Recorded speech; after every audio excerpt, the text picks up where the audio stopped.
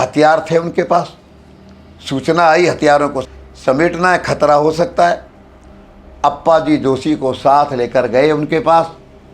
हथियार उनसे ले रहे थे कि 2-3 लोग इनके ऊपर टूट पड़े। उन दोनों तीनों की अच्छी पिटाई की, अच्छी तरह से मारा, पीट पाट करके ठोक करके उनको जल्दी से वहाँ से निकल गए। नागपुर में भी पूरे देश की तरह दंगे होते थे। मुस्लिम समाज हर साल दंगे करता था। हिंदू पिटता था, हिंदू लुटता था, हिंदू के लिए संकट खड़ा होता था। 1926 में वो हिंदुओं का उत्सव फिर आया। हिंदुओं की पूजा का, महालक्ष्मी की पूजा का कार्यक्रम। इस बार उन्होंने योजना बनाई, सबक सिखाएंगे, इस बार नहीं होने देंगे। 16 टोलियां बनाई। 125 के लगभग तरुण नौजवान मुस्लिम, बहुत बड़ी संख्या में, कई हजार की संख्या में। भाई साहब, ऐसा सबक सिखाया उनको। वो दिन है और आज का दिन है। नागपुर के उन शरारती मुस्लिम तत्वों ने जो हर साल गड़बड़ करते थे, उनकी हिम्मत फिर कभी दंगा करने की नहीं पड़ी।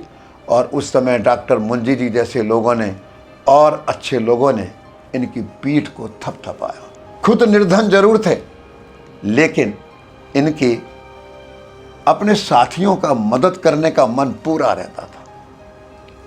किसी को आवश्यकता है, पढ़ाई के लिए खर्चा चाहिए, घर में भोजन नहीं है, उसके लिए पैसा चाहिए, हमेशा मदद करने के लिए तैयार रहते थे। और इनका वहाँ के समाज में जो अपने थे वो भी, और जो अपने विरोधी विचारधारा के वो थे वो भी, इनके प्रति, इनके संबंध तो थे ही, लेकिन संबंधों के साथ साथ इनके प्रति आदर, इनके प्रति सम्मान कितना था, एक घटना से देखेंगे। एक कार्यकर्ता को 500 रुपये की जरूरत पड़ी। डॉक्टर साहब के पास आया। डॉक्टर साहब के पास तो पैसे होते नहीं थे। कहने लगा, भाई कोई बात नहीं, मैं इंतजाम करता हूँ। एक कांग्रेस के बहुत बड़े नेता थे, बैरिस्टर अभ्यंकर, उनके पास गए और कहा, भाई मुझे ऐसे ऐसे 500 रुपये चाहिए। उन्होंने 1 सेकंड की देर नहीं लगाई, 500 रुपये ला करके दे दिए। डॉक्टर हेडगेवार जी एक कागज़ पर रसीद लिखने लगे। तो पूछा बैरिस्टर साहब ने, क्या कर रहे हो? कहने लगा, भाई 500 रुपये दिए आपको, रसीद लिख करके दे रहा हूँ। कहने लगे, डॉक्टर साहब क्या कर रहे हैं आप ये? जिस दिन मेरा दिमाग खराब हो जाएगा उस दिन मैं डॉक्टर हेडगेवार से 500 रुपये की रसीद लूँगा। मैं जानता हूँ आप कौन हैं, मैं जानता हूँ आप क्या हैं, मैं जानता हूँ आपका जीवन कैसा है। अभी मेरा दिमाग ठीक है, बिगड़ा नहीं है। 500 रुपये की रसीद लूँगा मैं। हाथ जोड़ करके खड़े हो गए। इनके लिए देश सर्वोपर था, देश सर्वोपर। 35 वर्ष की उम्र में जो महाराष्ट्र, कितना बड़ा महाराष्ट्र था उस समय, गुजरात भी उसके अंदर आता था। महाराष्ट्र प्रांत का संगठन महामंत्री डॉक्टर 35 साल की उम्र में 15-20 बच्चों को लेकर, बाल किशोरों को लेकर के राष्ट्रीय स्वयंसेवक संघ की स्थापना कर रहा है, अर्थात पहली शाखा खोल रहा है। इनको प्यार से संस्कार देकर, शारीरिक बौद्धिक कार्यक्रम देकर इनको निर्माण करूंगा। इनकी संख्या बढ़ती जाएगी और देश में जिस दिन ऐसी हजारों शाखाएं हो जाएंगी, लाखों स्वयंसेवक हो जाएंगे, जो देश की मूल बीमारी है उसको हम ठीक करेंगे। ऐसे मन में विचार। 35 साल की उम्र में मैदान साफ कर रहे हैं, छिड़काव कर रहे हैं, बच्चों के साथ खेल रहे हैं। कितनी बड़ी बात। लोग हंसते भी होंगे, लोग मजाक भी करते होंगे, लेकिन नहीं, मुझे तो अपना काम करना है। और भाइयों, इन्होंने कार्यकर्ता तैयार किए, तरुण कार्यकर्ता, 18, 19, 20, 22, 23 साल की उम्र, कार्यकर्ता तैयार किए। और बहुत अच्छे कार्यकर्ता तैयार करके इन्होंने शाखाओं का विस्तार शुरू किया। 1928 तक नागपुर अकेले में 18 शाखाएं हो गई थी। लेकिन कोई भी आंदोलन, कोई भी समस्या, कोई भी कठिनाई हिंदू समाज पर आ गई, हमेशा एक्टिव रहे, हमेशा सक्रिय रहे, कभी भी पीछे नहीं रहे। और एक स्वभाव था डॉक्टर साहब का। प्रारंभ में पूरे परिवार में गुस्सा था, क्रोध आ जाता था, लेकिन डॉक्टर साहब को ये काम खड़ा करना था। उन्होंने अपने जीवन में बदल लाया। जब आदमी बड़ा हो जाता है, नेता बन जाता है बड़ा, तो वो छोटे कार्यकर्ताओं के साथ मिक्सअप नहीं होता है, घुलता मिलता नहीं है, सूखा सूखा ड्राई सा स्वभाव व्यवहार रहता है, खुश्क सा व्यवहार करता है। लेकिन डॉक्टर साहब अपने कार्यकर्ताओं के साथ प्रसन्नचित्त रहते थे।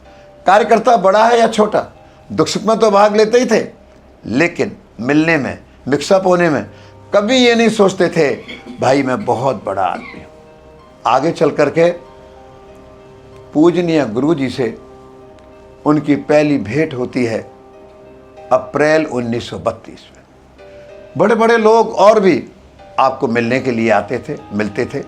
देखिए आप 1938 में डॉक्टर अंबेडकर और पूना के एक शिविर में आए। डॉक्टर अंबेडकर ने बड़ी बारीकी से सभी चीज़ों को देखा। वो एक लक्ष्य को लेकर के चल रहे थे, मेरे समाज के साथ जो अन्याय वर्षों से हो रहा है ये कैसे मिटे, और हिंदू समाज कब जागेगा, कब इनको प्यार देगा। तो स्वाभाविक है जहाँ जाते थे तो बड़ी दृष्टि से सब चीज़ों पर नज़र डालते थे।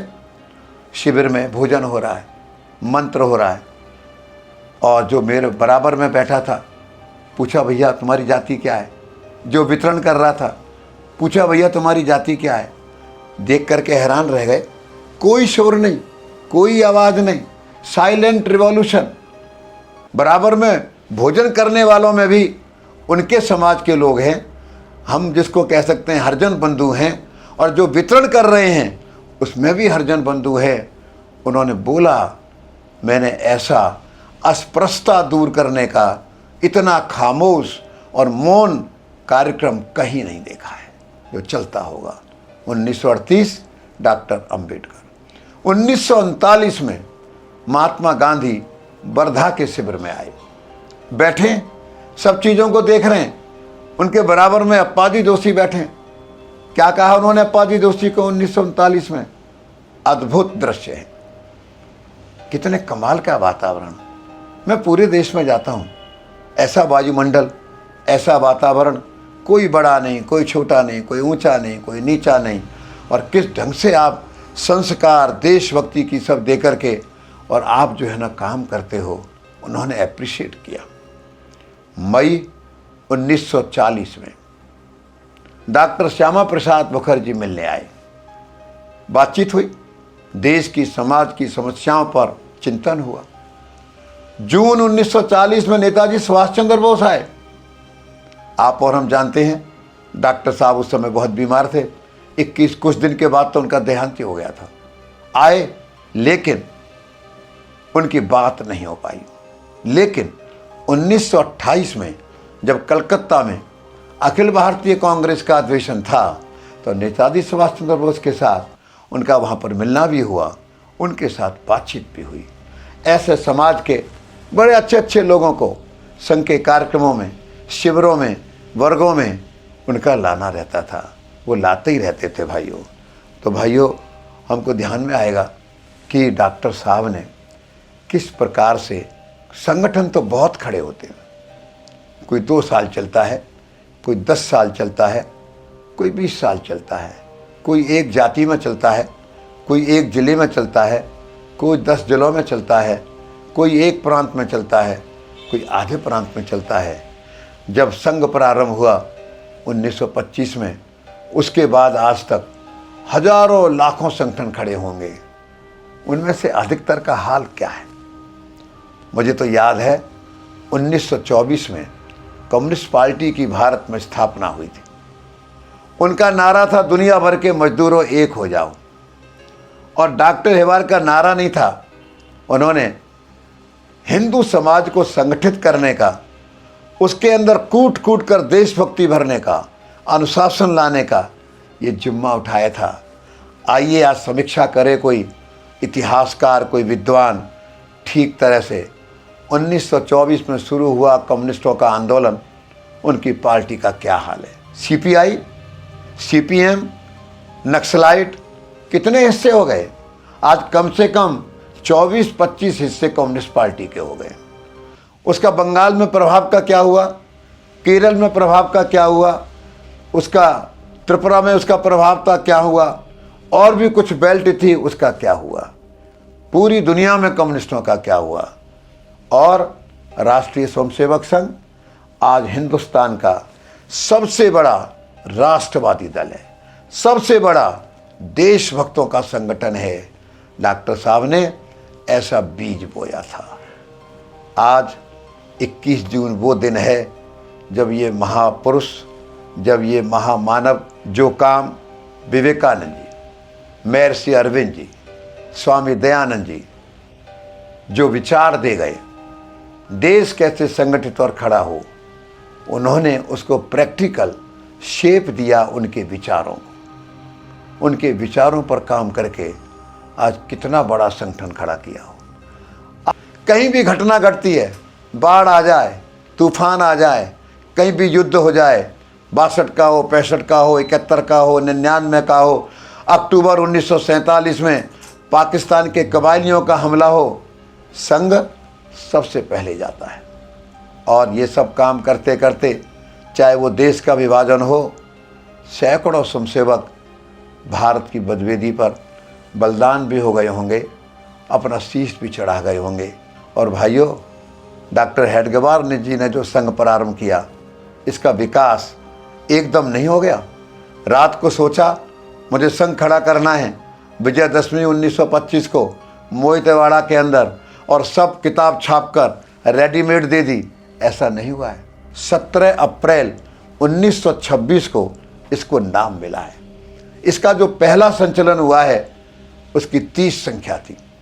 उसमें प्रार्थना कब हुई, कैसे बनी, और जो गुरुदक्षिणा हुई, पहली गुरुदक्षिणा में इसकी में 84 रुपये आए थे। इसकी जो प्रतिज्ञा का कार्यक्रम प्रारंभ हुआ, पहली प्रतिज्ञा के कार्यक्रम में 99 संख्या थी। कैसे गणवेश आया, कैसे प्रार्थना आई, कैसे प्रतिज्ञा आई, कैसे वर्ग धीरे धीरे विकसित हुए, शारीरिक बौद्धिक कार्यक्रम चले। आज देश का हिंदू ये सोच सकता है, सोचता है, ये विश्वास करता है कि आज हमारा वक्त बदला हुआ है। आज हिंदू समाज पर कहीं भी संकट आएगा, कहीं भी विपत्ति खड़ी होगी, हिंदुओं को बचाने के लिए, हिंदुओं को संगठित करने के लिए राष्ट्रीय स्वयंसेवक संघ नाम का एक मजबूत राष्ट्रवादी दल खड़ा हुआ है, मजबूत संगठन खड़ा हुआ है। डॉक्टर हेडगेवार जी ने जो जीवन में इतने अनुभव आए, जो उन्होंने इतने साल काम किया, इतनी मेहनत की, वास्तव में उनका खून पानी हो गया काम करते करते। शरीर में बीमारियां आ गई और आज 21 जून के दिन 1940 में उनका शरीर शांत हो गया। परंतु उनके जो जीवन के अनुभव थे, उन्होंने उस अपने जीवन के अनुभवों को, जो उनको अनुभव हुआ राजनीतिक दर्शन क्या हो, उन्होंने उस राजनीतिक दर्शन को संघ की भाषा में 3 मूल तत्वों में बांधा है। पहली बात उन्होंने कही, हिंदुत्व ही राष्ट्रीयत्व है। हिंदू और राष्ट्रीयता कोई अलग अलग नहीं है, हिंदुत्व ही राष्ट्रीयत्व है। दूसरा उन्होंने क्या कहा? दूसरा उन्होंने कहा कि संगठन में शक्ति है। और तीसरी बात उन्होंने कही, भगवा ध्वज ही हमारा राष्ट्रीय ध्वज। और ये जो आज संघ खड़ा है, हजारों कार्यकर्ता खड़े हैं, इसमें और मैं एक बात जोड़ना चाहूँगा, आपको बहुत अच्छी लगेगी। उन्होंने जो कार्यकर्ता निर्माण किए, सबसे पहले 3 प्रचारक निकले। दादा राव परमार्थ, नंबर 2 बाबा साहब आप्टे, नंबर 3 गोपाल राव। और जब उन्होंने तरुणों को तराशा, भेजना शुरू किया, जब संघ प्रारंभ हो रहा था, संघ को बाहर निकलना था विस्तार के लिए, भावराव जी देवरस को उन्होंने भेजा उत्तर प्रदेश के अंदर। क्या उम्र थी उनकी? 21-22 साल। राजा भाऊ पातुकर, अच्छे लंबे, बहुत लंबे जवान, भेजा पंजाब के अंदर। कोंकण में भेजा माननीय माधवराव जी मूले को। और उन्होंने बंगाल में भेजा बाला साहब देवरस जी को और दादा राव परमार्थ को भेजा दक्षिण के अंदर।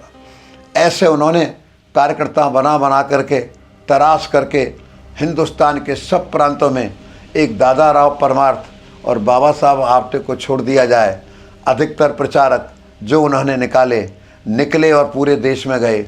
20, 21, 22, 23, 24 साल के लोग थे और इन सब को बखेर दिया पूरे देश के अंदर। उन्होंने गृहस्थी कार्यकर्ता भी इसी प्रकार के निकाले, इसी समर्पण भाव के निकाले। उनको भले ही प्रचारक मत कहिए, लेकिन प्रचारक से कम उनका भी जीवन था। देखिए ये गृहस्थियों में उन्होंने कैसे कैसे लोग निकाले, आप देखेंगे। उन्होंने निकाले बाबा साहब भिड़े, टिमरनी के सरदार भाऊ साहब भुसकोटे, भैया जी दानी, उन्होंने निकाले बच्छराज जी व्यास। उन्होंने विवाह ना करके घर छोड़ करके, ये भी बहुत बड़ी संख्या में प्रचारक निकाले जो घरों में रह करके गृहस्थी रहते हुए अच्छा प्रवास करेंगे, वो भी निकाले, जो आज संघ खड़ा हुआ है ऐसे हजारों लाखों कार्यकर्ताओं के आधार पर ही खड़ा है। मैं इतना आज उनकी पुण्यतिथि पर इतना विषय रखकर ही अपनी बात समाप्त करता हूँ। जय श्री राम।